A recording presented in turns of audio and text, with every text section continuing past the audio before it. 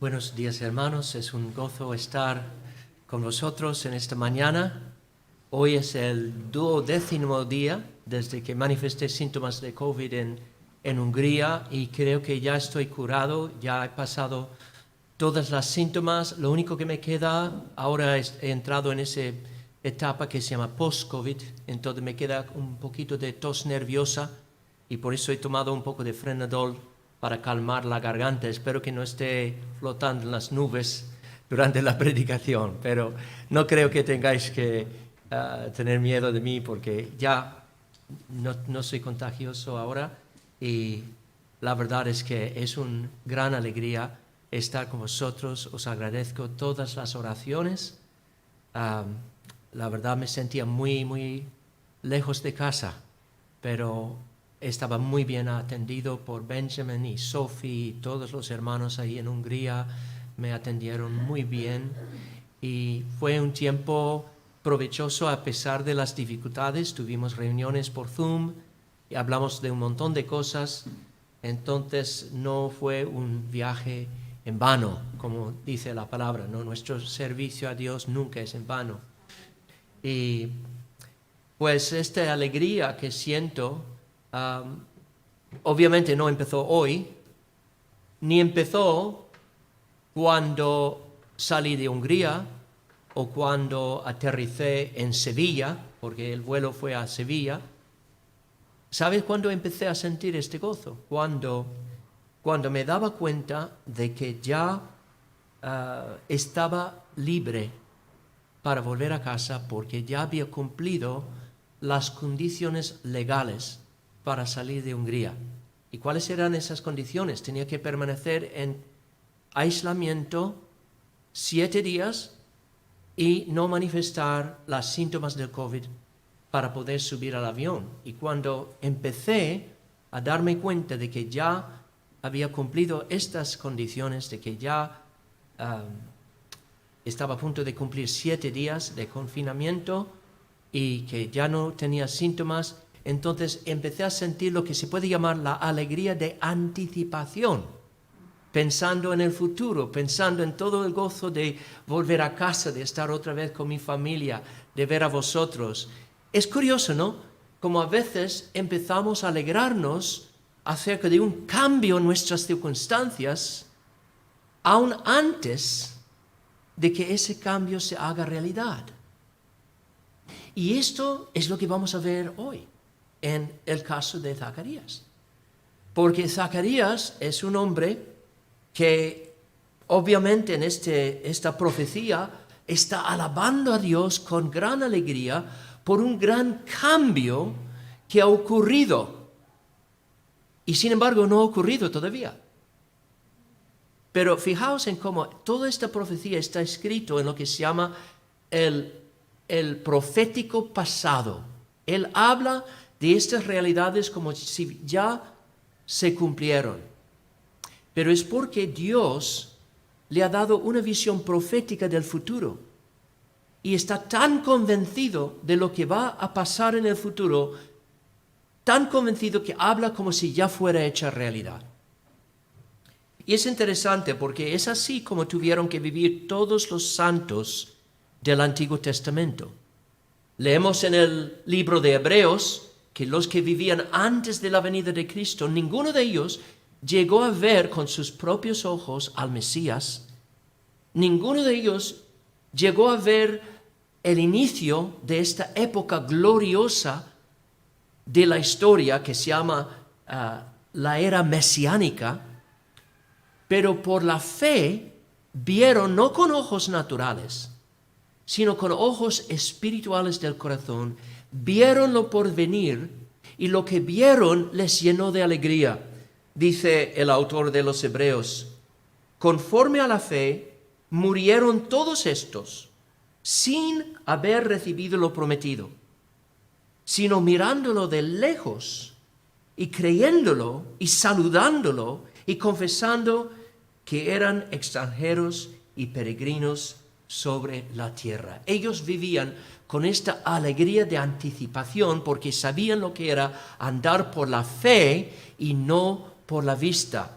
Y esto creo es la gran lección de este pasaje. Si vamos a vivir en el gozo del Señor, tenemos que aprender a vivir así, a andar por la fe, con los ojos puestos en lo porvenir, en las certezas del Evangelio que aún no vemos todavía con nuestros ojos naturales. Pues Zacarías, sabemos, había pasado 9 meses totalmente callado, con la lengua atada, porque cuando el ángel Gabriel le anunció el nacimiento de su hijo Juan, dudó de la promesa, manifestó un espíritu de incredulidad y como consecuencia Dios le disciplinó atando su lengua. Y durante 9 meses no pudo decir ni una palabra, no pudo hacer ningún comentario a su esposa. Y eso fue en un sentido como un periodo de confinamiento. Se sentía seguramente aislado de todo el mundo, porque no tenía la capacidad de expresarse, de hablar libremente. Pero llegó el momento cuando nació Juan, y en el día de su circuncisión, cuando iban a darle un nombre, ponerle un nombre al bebé, entonces la madre insistió que se llamara Juan, porque este era el nombre que el ángel Gabriel le reveló a ella, a él. Juan será su nombre. Y hemos visto que Juan significa Dios es bondadoso o Dios es misericordioso. Y es un nombre profético, porque habla del carácter de la era de la historia que está a punto de amanecer. Esa época de la que Juan es el heraldo.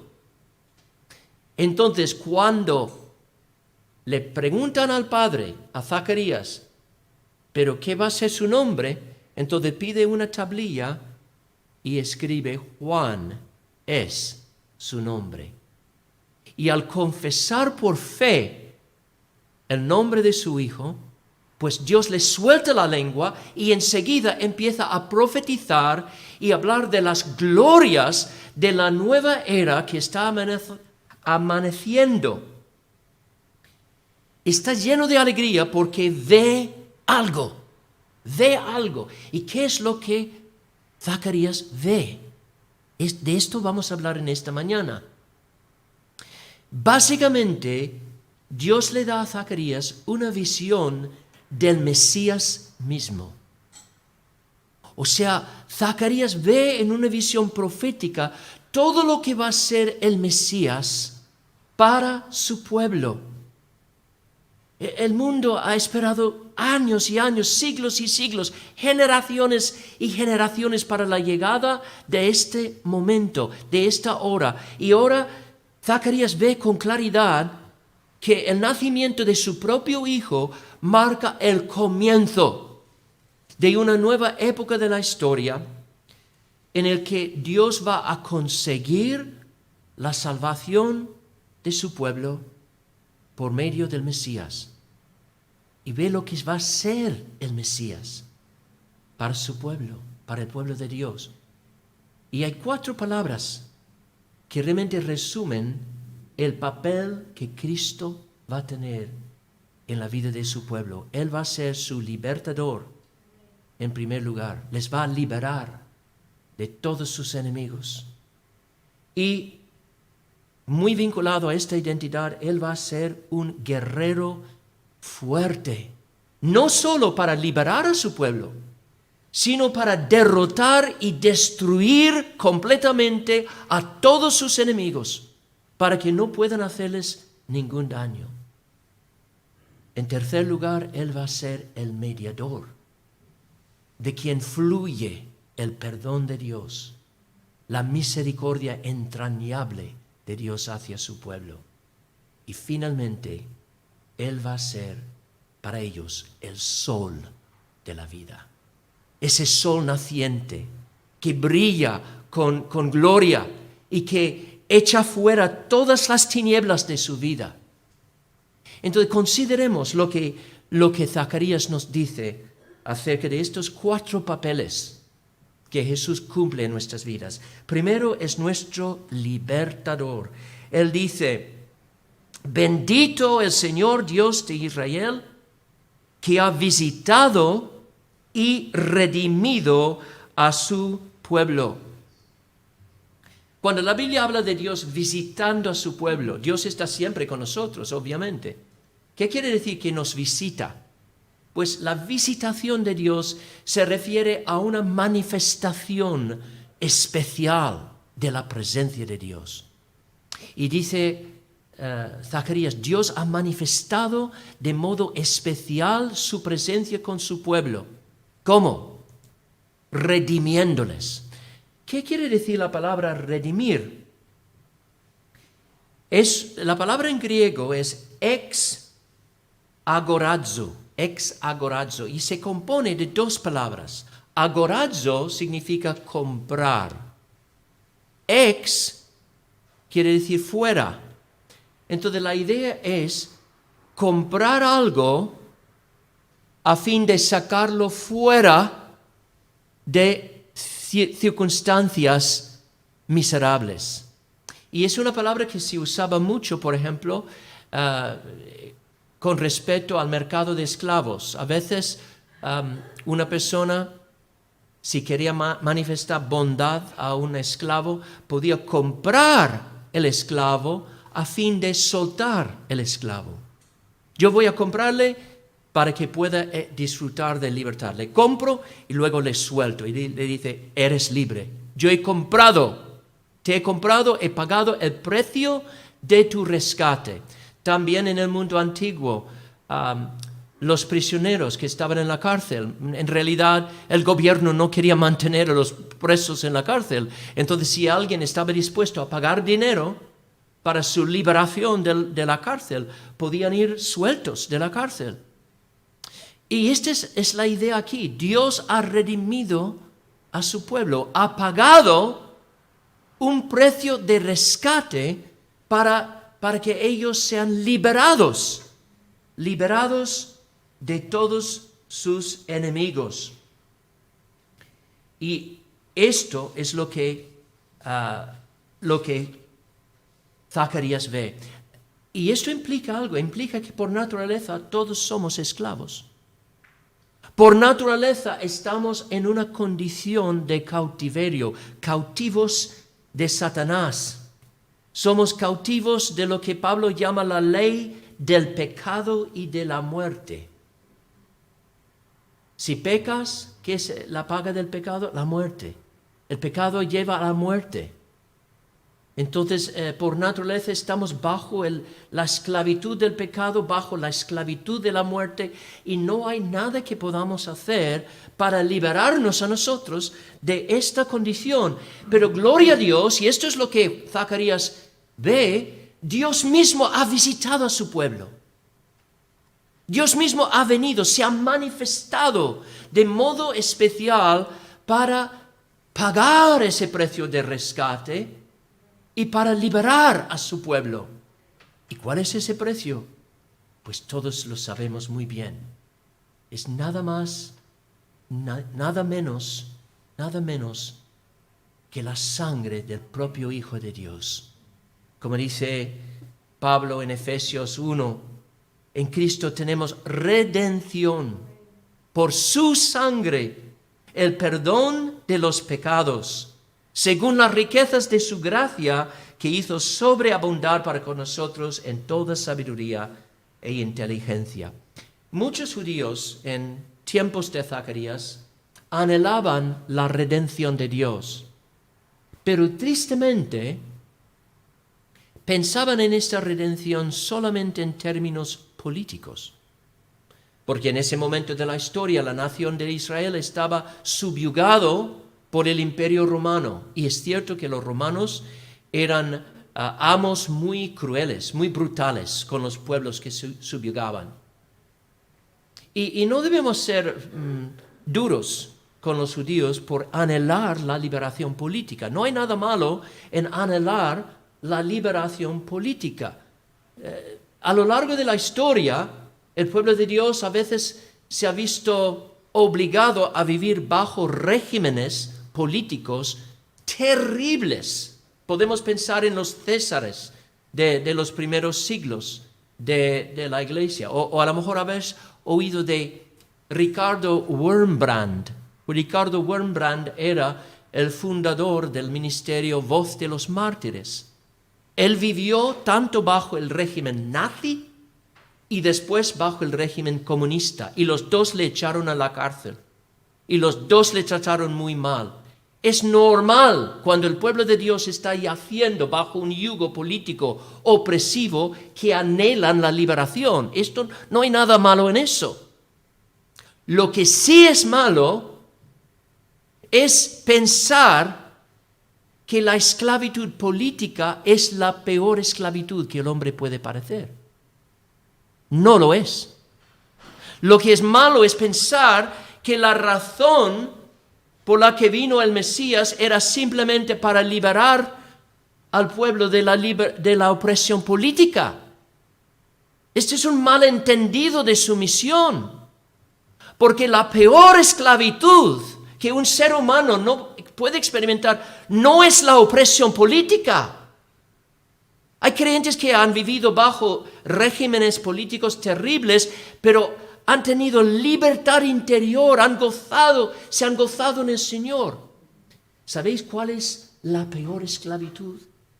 Es la esclavitud al pecado, la esclavitud a los deseos pecaminosos que impulsan y manejan al ser humano y dominan su vida. Es la esclavitud a Satanás. Y por eso Cristo vino al mundo, para liberar a su pueblo de sus pecados. Esto es lo que dijo el ángel a José: llamarás a su nombre Jesús, porque él liberará a su pueblo de sus pecados. Y lo hace ¿cómo? Dándonos el perdón de pecados. En primer lugar, nos salva de la condena, de la culpa del pecado y finalmente del poder del pecado y la presencia del pecado cuando a la hora de morir vayamos a estar con Él. Pues Zacarías comprendía eso. Él no entendía la redención en términos políticos. ¿Y cómo lo sé? Porque en el versículo 67 él afirma cuál es la misión del Mesías, cuando está hablando a su propio hijo y dice que Juan va a ir delante del Señor para preparar sus caminos, para dar conocimiento de salvación a su pueblo, para perdón de sus pecados. No los pecados de los romanos, no los pecados del imperio babilónico o cualquier otra dictadura, no de sus propios pecados. Este era el gran mal que Israel tenía que afrontar, su propio pecado. Y está anunciado esta noticia tan alegre que Dios va a enviarles un Salvador con ese fin, para conseguirles el perdón de los pecados. Entonces, este es el primer gran papel que el Mesías va a cumplir en la vida del pueblo de Dios. Va a ser su libertador. Les va a liberar del pecado. Les va a liberar de Satanás, de todos sus enemigos. Y vinculado con eso es otra identidad que él va a tener, otro papel. Y es el papel de ser un guerrero fuerte. Un guerrero que viene para luchar contra sus enemigos a fin de completamente derrotar y destruir a sus enemigos. Y esto es lo que vemos en el versículo 69, cuando leemos: y nos levantó un poderoso Salvador en la casa de David, su siervo. Ahora, en realidad el texto original, el texto en griego, no habla de poderoso Salvador.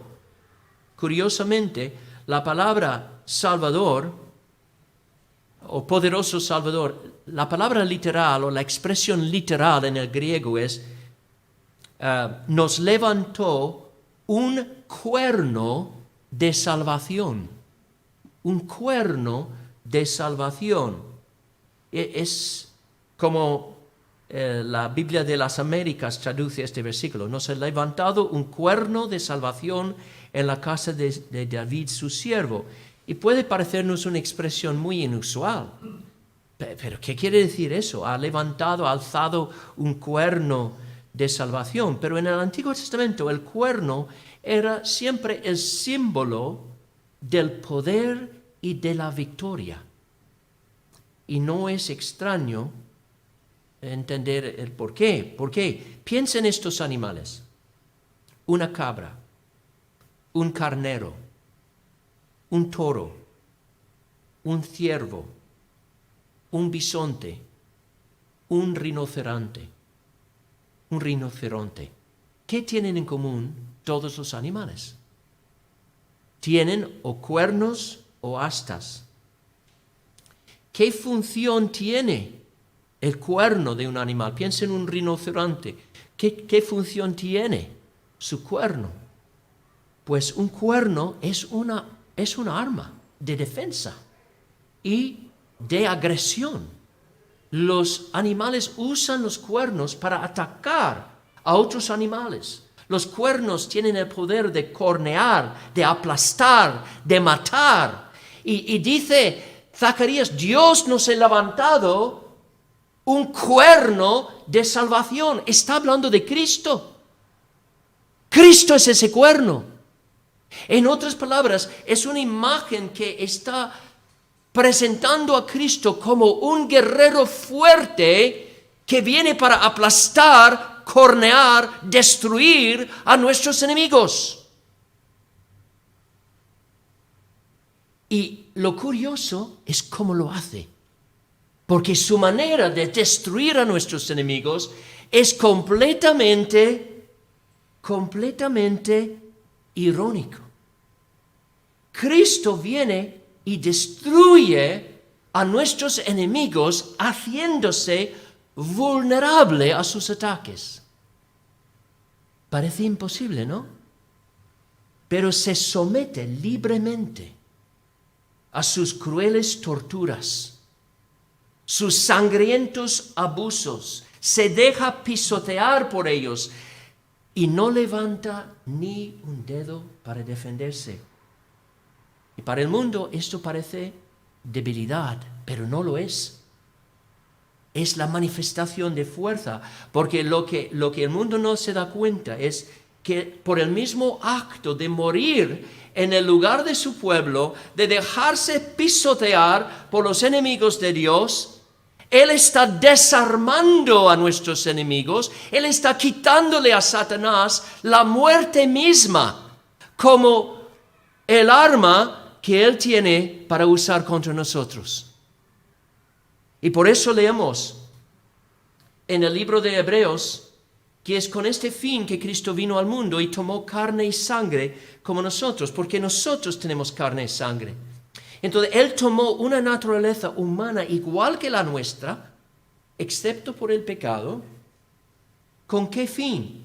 Dice Hebreos, para destruir por medio de la muerte al que tenía el imperio de la muerte, esto es el diablo, y librar a todos los que por el temor de la muerte estaban durante toda la vida sujetos a servidumbre. A lo largo de los siglos, la muerte ha sido el arma más terrorífica que Satanás tiene para amenazar al pueblo de Dios. Si lo dudas, mira a Pedro la noche antes de que Jesús fuese a la cruz. Pedro había pasado 3 años con Jesús, viviendo a su lado. ¿Por qué le negó 3 veces esa noche? Porque una sierva del sumo sacerdote le reconoció. Dijo, tú eres uno de ellos. Y lo negó. Le negó con rabia. ¿Por qué? Por pánico, por miedo. ¿Por qué? No quería ir a la cruz al lado de Jesús. No quería morir. Le dio un pánico pensar, ahora tengo esto. Mi protección.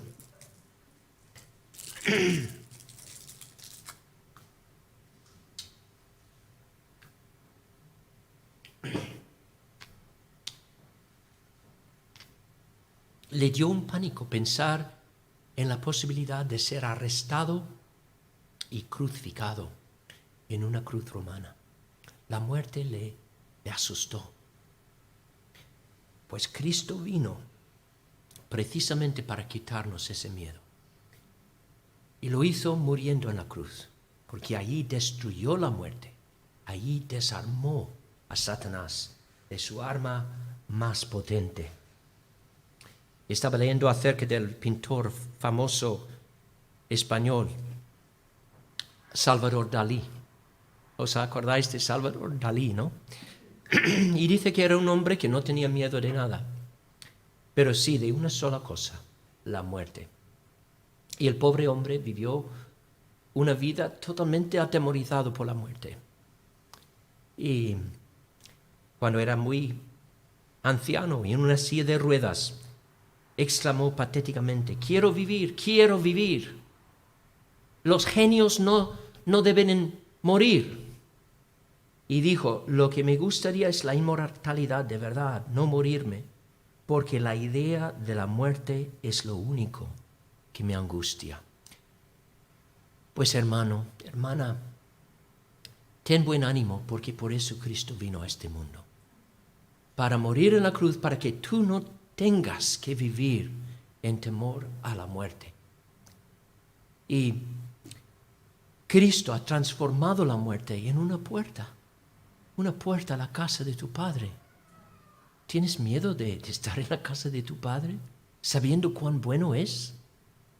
Es que Cristo, por su obra como guerrero fuerte, ha hecho posible que podamos vivir en esta vida sin temor.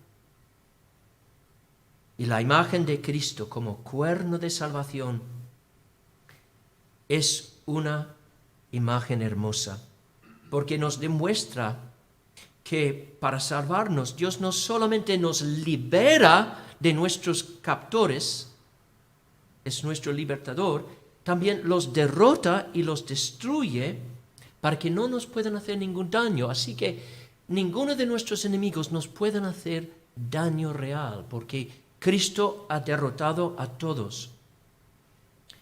Cuando la Biblia dice que Dios ha levantado un cuerno de salvación, además la palabra salvación en el griego significa salud. Es interesante que en la Biblia del Oso, que es la Biblia que fue traducido por Casiodoro de Reina en el siglo XVI, él interpretó o tradujo esta expresión así: Dios ha levantado un cuerno de salud. ¿Y qué es la conexión entre la salvación y la salud? Pues es importante esta expresión porque nos demuestra que la salvación que Cristo nos trae no es una realidad negativa solamente. No es que simplemente nos libera de algo, sino nos libera para algo. Nos libera de la mano, como dice en el 71, salvación de nuestros enemigos, de la mano de todos los que nos aborrecieron. Pero esto no es el fin. Esto es el camino para alcanzar un fin. ¿Y cuál es el fin? El versículo 74. Que librados de nuestros enemigos, sin temor les serviríamos en santidad y justicia delante de Él todos nuestros días. ¿Entendéis? El fin es que entremos, habiendo sido liberados, podamos ahora entrar en una relación íntima con Dios, andando con Él en santidad y en justicia todos nuestros días y hasta la eternidad. O sea, esta es la salvación, es la restauración completa de una relación íntima, profunda, gozosa con Dios, como nuestro Padre Celestial. Todo esto nos ha ganado nuestro guerrero fuerte. Y eso nos lleva al tercer papel que Cristo ocupa en nuestras vidas, y es el papel de mediador. El mediador. Un mediador es alguien que se interponga entre dos personas que están alienadas el uno del otro, dos enemigos, y se interpone entre ellos para obrar la reconciliación. Y eso es exactamente lo que Cristo hace entre Dios y nosotros. Dios le envió al mundo con este fin de ser el mediador. Y puede que tengamos que leer entre líneas, pero creo que la identidad de mediador es patente en los versículos 76 al versículo 78. En estas palabras, Zacarías se dirige a Juan, a su propio hijo que acaba de nacer, y le dice: y tú, niño, profeta del Altísimo serás llamado, porque irás delante de la presencia del Señor para preparar sus caminos, para dar conocimiento de salvación a su pueblo, para perdón de sus pecados, por la entrañable misericordia de nuestro Dios. Entonces Juan va a venir para que a través de su ministerio el pueblo de Dios reciba el perdón de sus pecados. ¿Qué quiere decir la palabra perdón? Pues otra vez estamos hablando de una palabra que tiene un significado muy concreto en el griego. La palabra perdón o remisión en el griego tiene la idea de despedir, soltar, dejar ir, liberar.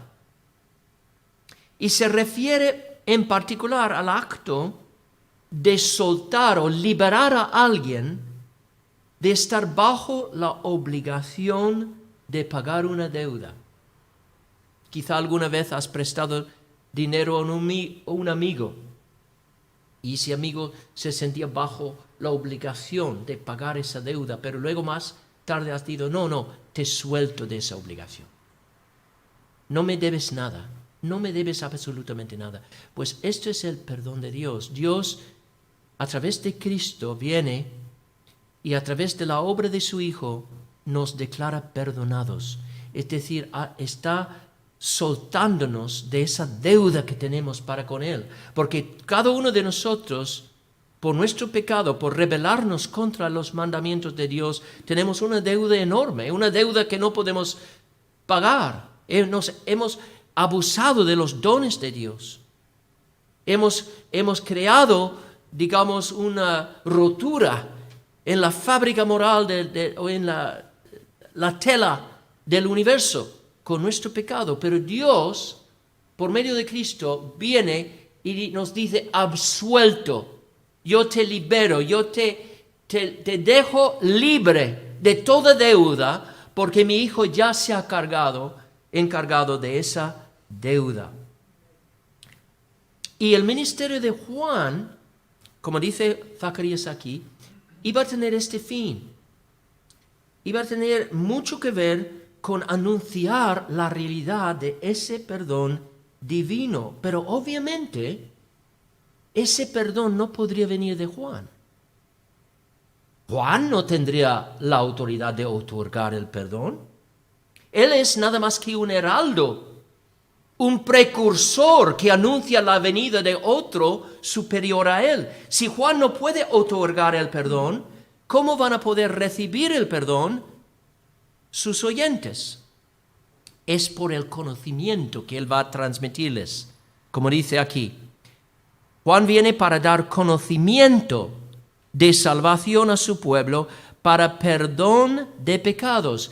Entonces Juan transmite conocimiento.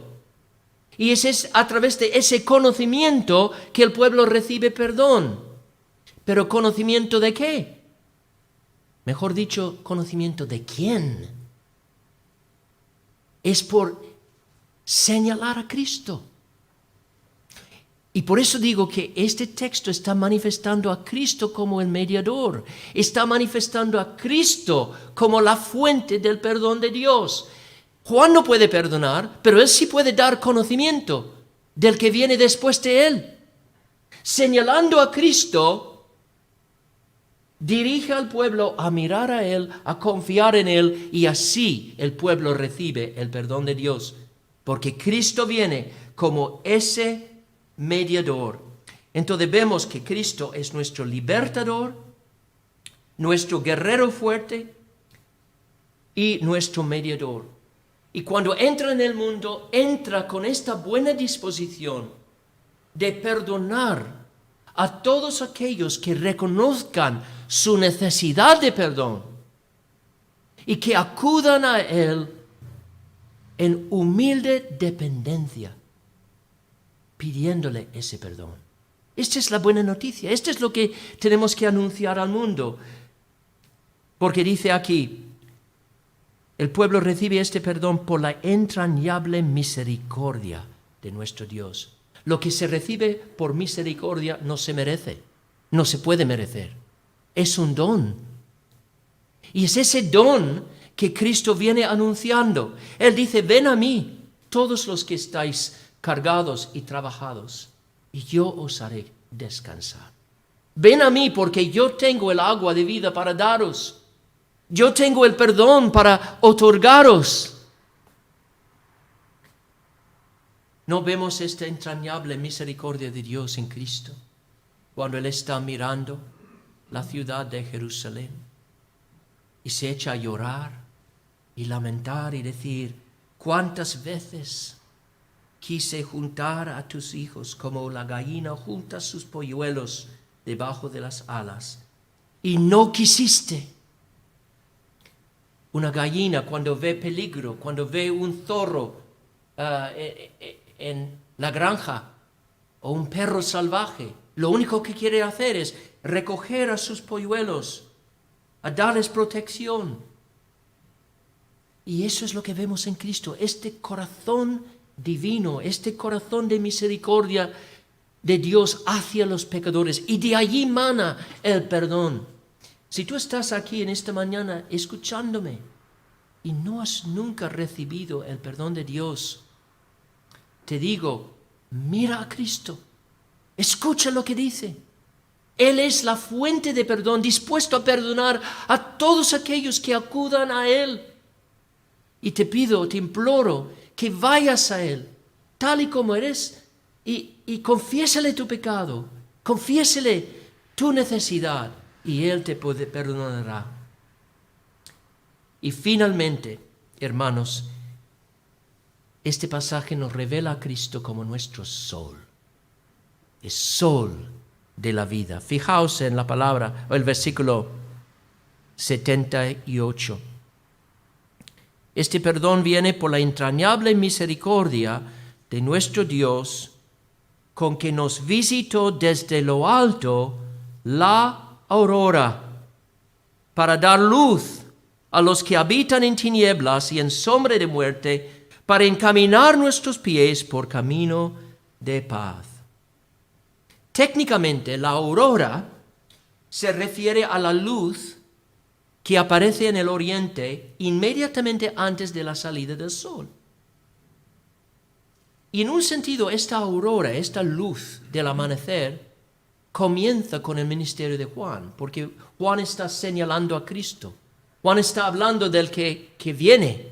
Entonces ya está brillando esta aurora.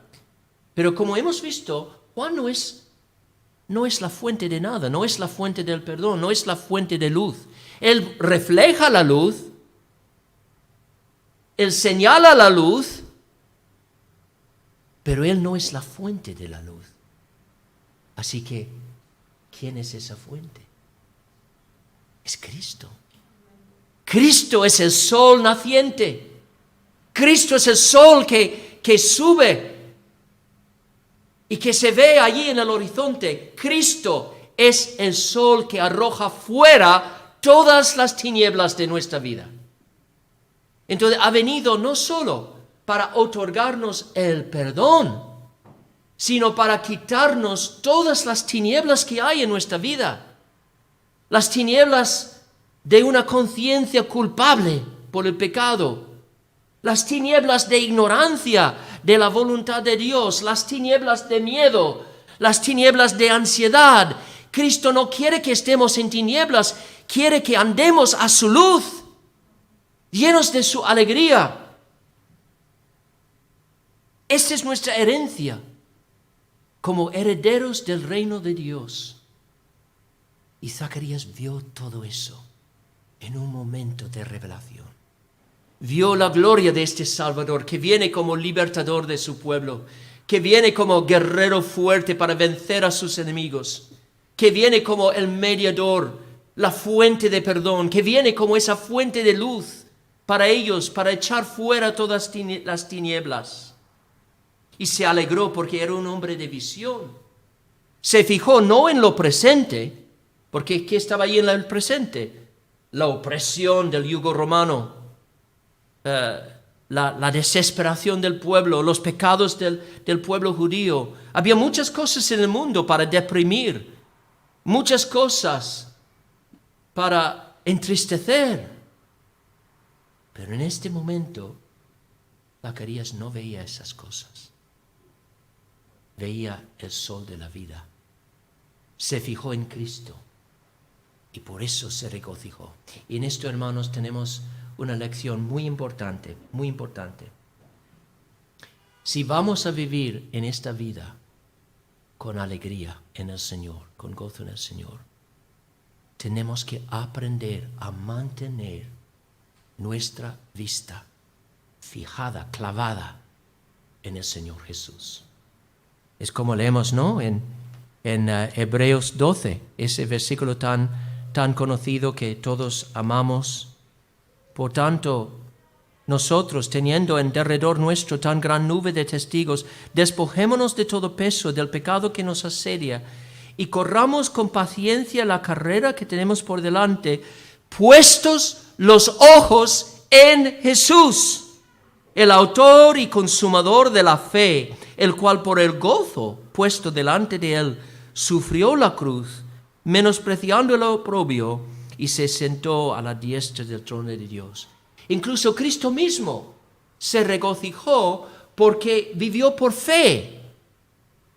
No se fijó solamente en las circunstancias a su alrededor, aunque entró plenamente en el sufrimiento, pero dice aquí que fue fortalecido a padecer la cruz por el gozo puesto delante de él. Por eso sufrió la cruz, porque tenía puesto delante de él lo porvenir.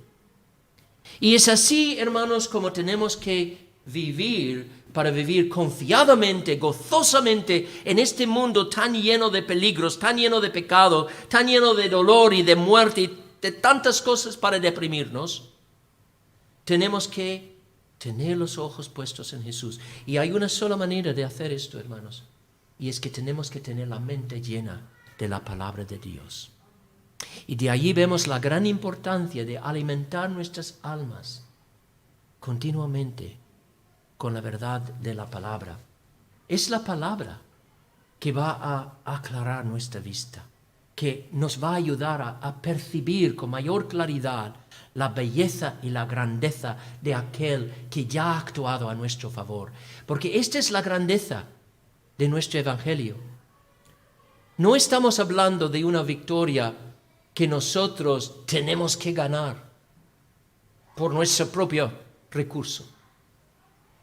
El evangelio nos habla de una victoria ya ganada a nuestro favor.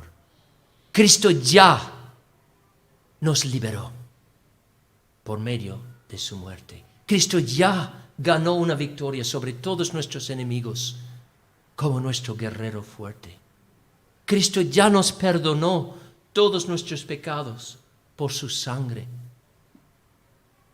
Y nosotros, si tenemos batallas por delante, son batallas que somos llamados a luchar en este contexto de su victoria. La guerra ya ha sido ganada. Nosotros solamente tenemos una operación de limpiar un poquito. Pero la gran victoria ha sido ganada. Y es en ese espíritu de triunfo, que la Biblia nos llama a luchar la buena batalla de la fe. Nuestro gran enemigo ya ha sido derrotado. Es cierto que Satanás anda alrededor como un león rugiente, buscando a quien devorar. Pero para un creyente verdadero es un león rugiente con todos sus colmillos quitados. No nos puede destruir. Pero sí tenemos que tener cuidado de no creer sus mentiras, para no tropezar, para no sufrir en esta vida. Pero entendéis, hermanos, que estamos luchando contra enemigos ya vencidos. Porque en la cruz Cristo dio un golpe mortal a Satanás, un golpe mortal al pecado, un golpe mortal a la muerte misma. Y estos enemigos no van a recuperar. Sus días ya están numerados. Por eso podemos luchar en confianza, porque estamos luchando con la fuerza de Jesús. Él mora en nosotros. Él está fortaleciéndonos. Que Dios nos permita ver lo invisible, como lo hizo Zacarías, para que nuestros corazones puedan llenarse de alegría por la victoria de Dios en Cristo, para que nuestras vidas puedan fluir con alabanzas continuas. Amén. Gracias, Señor, por la visión profética de Zacarías. Y gracias, Señor, que tú nos has aportado la misma visión, dándonos este pasaje de las Escrituras para meditar y para ser la fuente de mucho consuelo y de mucho gozo. Señor, ayúdanos a andar por fe y no por vista. Ayúdanos a aferrarnos siempre a tu palabra, a meditar en lo que nos revela acerca de Cristo y todo lo que Él es para nosotros. Señor, gracias que la batalla, la gran batalla, ya ha sido luchada y ganada por nuestro Salvador, y podemos luchar en su victoria. Y gracias, Señor, te damos en el nombre de Jesús. Amén.